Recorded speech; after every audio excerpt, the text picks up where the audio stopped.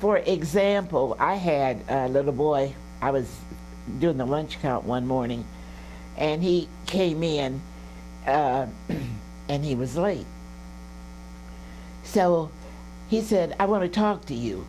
I said, you can't talk to me now because I'm doing my lunch count. He tapped me on the shoulder. He said, did you hear me? I said, I want to talk to you right now. Well, the average teacher would have jumped up and, whoa, been all out of sorts. So I laid everything aside. I told the children, lay your heads down on the desk. And I walked outside, and I asked him, I said to him, what is wrong? And he told me that his father had given him a terrific beating before he came to school that morning. And I asked him what had happened. He said, because he couldn't find his shoes. And he told me, I hate my father. He said he always does that to me. And even as an adult now, it hurts me when I talk about this incident. And he said, I hate him. He said, and I would like to pick up a gun and kill him. And he was a special kid with a special problem. And he just told me exactly how he felt. He was a very special kid. And then I had to work with him because I knew the circumstances that he had to face. And then I remember another time we had Red Cross. Somebody stole all my Red Cross money. And I asked for the person who stole my Red Cross money just to write a note, and let me know who did it. And they would not be punished. I promised them they would not be punished. But I want to know why they stole my Red Cross money.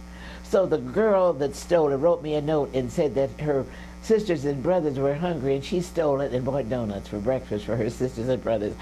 And things like that makes you aware of your circumstances, the kind of children you're working with, and they really needed you.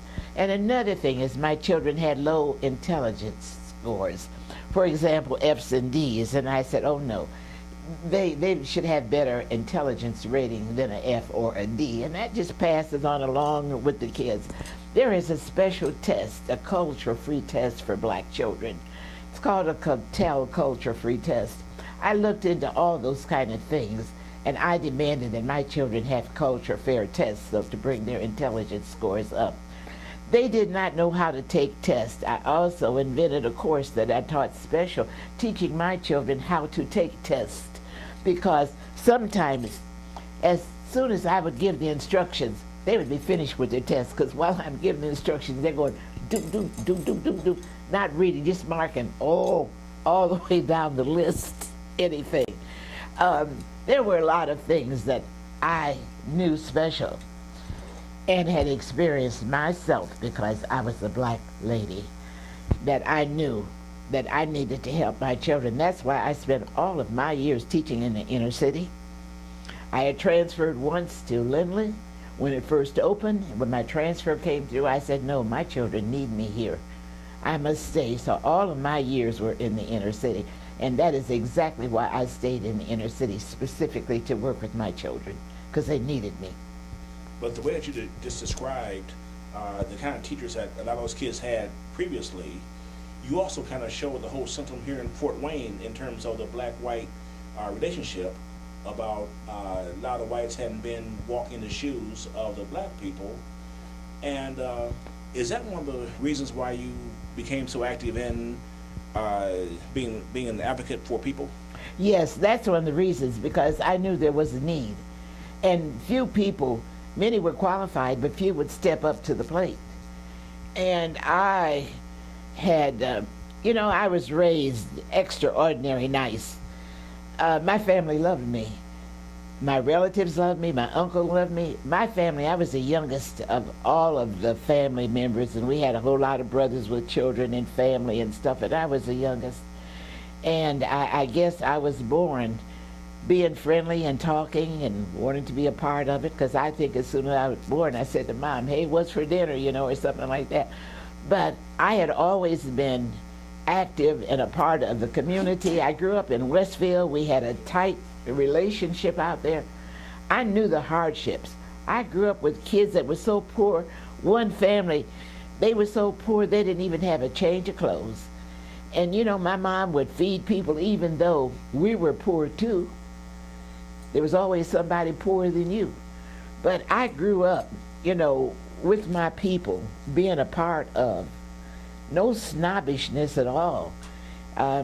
You know, because I lived across the street from the park. We had a Booker T. Washington Park. Very few people know that, too, and that's where I spent my summers, in the park across the street from my house, and all the kids came to the park, and we associated with all of them, and I knew kids. One boy was so poor that he even had to wear his sister's clothes when his mom had to wash his pants. And, you know, I grew up here. I know a lot of things. I've had a lot of experience, and my heart has been with my people. Always, I felt as though, you know, somebody needed me, and I could serve that point. And not only that, but I enjoyed it. I was just looking at something that I had done the other day that I knew that I could not afford, but there was somebody in need much worse, you know, than I was, and I'd been feeling so good about it ever since I did it. Wondering, well, how I'm going to make this up. But nevertheless, I've always had a heart for the underdog, and I've been underdog myself, but there's always somebody else that's below me, so far as that's concerned. But I've been a person who was, you know, willing to speak what I thought. You know, that's curious, because a lot of people here in Fort Wayne aren't. A lot of people will whisper to someone else to speak for them, and I would assume that you were one of the smaller people in the crowd back then. And what gave you the fearlessness to be assertive?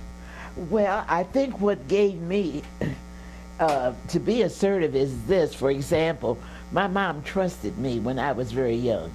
Mom has always trusted me. Like, she would tell me, you go to your cousin and tell them I need to borrow a cup of sugar. Mom could always depend on me going and bringing back that cup of sugar. Whatever message, she didn't need to write a note. She could give it to me, and I would go, and I would do that.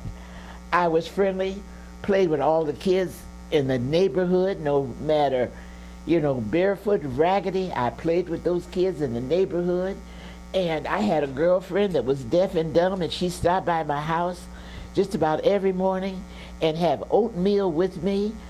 I just been a part of the crowd, just wanting to be a part of the crowd.